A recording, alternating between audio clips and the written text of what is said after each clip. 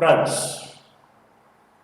yesterday we discussed regarding pond ecosystem, and that the different levels we observed, different parts, what I said. Here, abiotic factor we are taken. Apart from that, producers, consumers and decomposers. They are playing very important role in any ecosystem. Here, yesterday you studied regarding the pond ecosystem and we discussed regarding the prey-predator relationship, that is the food chain. Now, first of all, you have a broader idea regarding ecosystem. The ecosystem is of various types. Say for example here, the aquatic ecosystem and terrestrial ecosystem you are observing. The aquatic ecosystem, it is including a water. So water again differs. That is fresh water as well as marine water, sea water. So fresh water, marine water you take, fresh water you take, some of the water is stagnated standing and some of the water is flowing. So here the stagnated water, it is called as lentic water. So lentic system you are observing. And if suppose the water is running, then you are calling it as lotic aquatic system. Lentic aquatic system and lotic aquatic system. So here, the organisms which are very comfortable in fresh water, those organisms are not comfortable in marine water because the salt concentration will be very high in sea. And here, the lentic aquatic system, you can take an example of ponds, lakes, ditches, etc. And lotic, in case of this, stream, river and so on. So like this, the different kind of water you are observing. And everywhere the ecosystem changes. So what is ecosystem here? The interaction between biotic and abiotic factor in a particular environment, in a particular area. We are calling it as a particular ecosystem. Here, you observe the aquatic ecosystem. What I said so far is natural one, the natural ecosystem you observe. And sometimes artificial ecosystem also you are knowing. That is, best example is aquarium. You take an example of aquarium, we are setting between a home. It is functioning by its own. If suppose the proper situation is provided it. And here the natural plants, if you are planting, if natural light the aquarium is getting, then definitely it functions as it is. You don't have to interfere in that. And apart from this, the gardens we are preparing, then farm, field and so on. All these are artificial ecosystems. Now here, in case of terrestrial ecosystem, we can observe the grassland ecosystem, forest ecosystem, then desert ecosystem and so on. So like this, the different kinds of ecosystems you are observing. But the components are same everywhere. That is, first abiotic factor, then producers, consumers and finally the decomposers. So their relationship you are observing. Now, to make it little more clear, take an example of forest ecosystem. Just we'll take one example. We'll go to the whiteboard.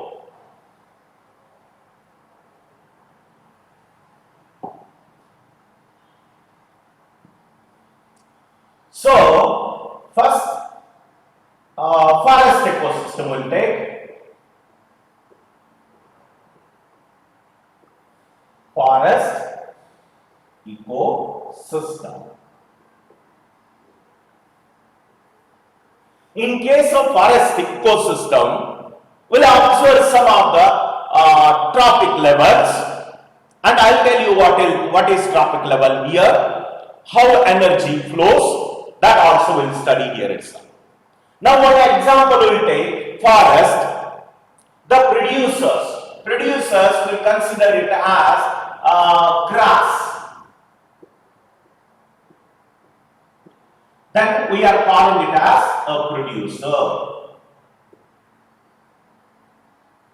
Then grass is eaten by whom? Take an example of bison.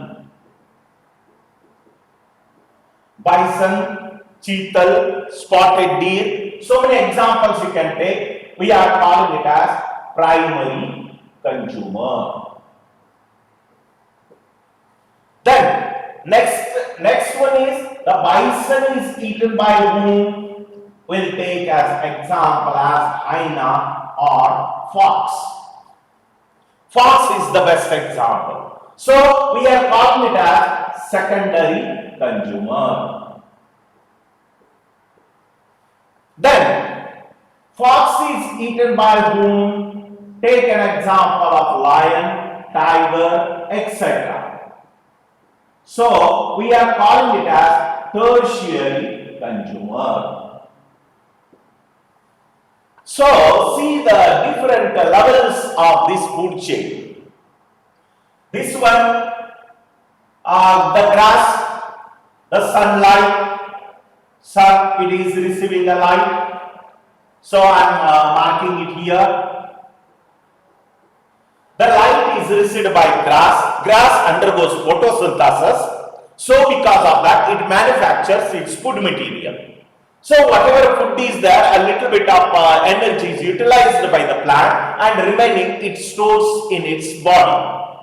And then bison is eating grass. So it is a herbivore. It is pure plant eater. So we are calling it as herbivore. This producer is also called as autotroph. And bison onwards consumers are called as heterotrophs. Already you are knowing. So bison is a herbivore here. It eats grass and survives. And then what happens in the food chain? We have taken an example of a fox. Fox eats bison. When bison is eaten by fox, automatically energy will be transferred to the fox.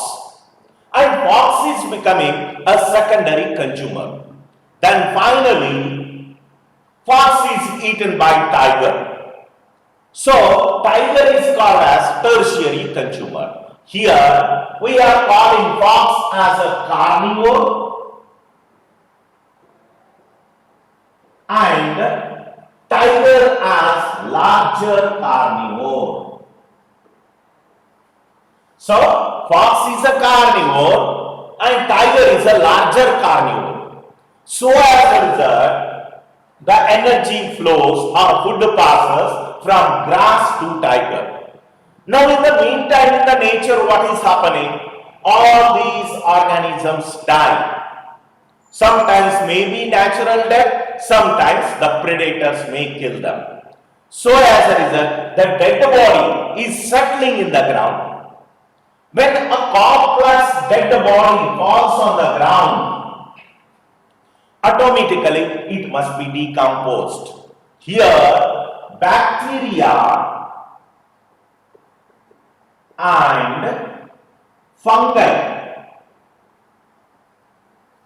Bacteria and fungi, these are the microbes.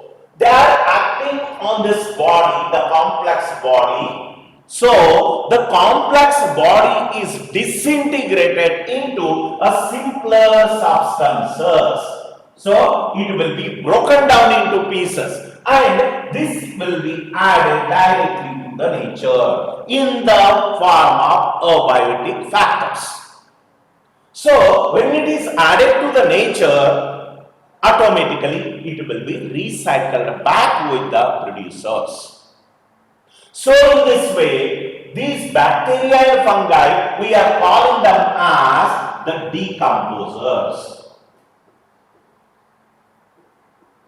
Decomposers. So what is happening here?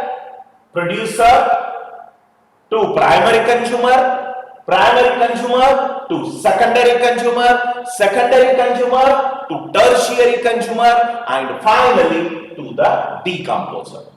So the levels, the different levels what we are observing in a food chain, these levels of the food is called as trophic level. So see the spelling. I'm using another color here. Trophic level. Don't get confused with the traffic and trophic. So trophic levels, they are indicating different food levels in the ecosystem, and trophic levels are always indicated by capital T. So see, the trophic levels are indicated by capital T. Now I am showing you the different trophic levels here. So see, producers, grass is called as T1, first trophic level. Then bison is called as T2, it is second trophic level. Then fox is called as T3, this is third trophic level, and tiger is called as T4. So it is becoming fourth trophic level. So in this way, different trophic levels you are observing. And after that, all these organisms, they decompose with the help of bacteria and fungi, and they will be added to the nature. So in this way, you observe the different trophic levels. So we'll go back to our question.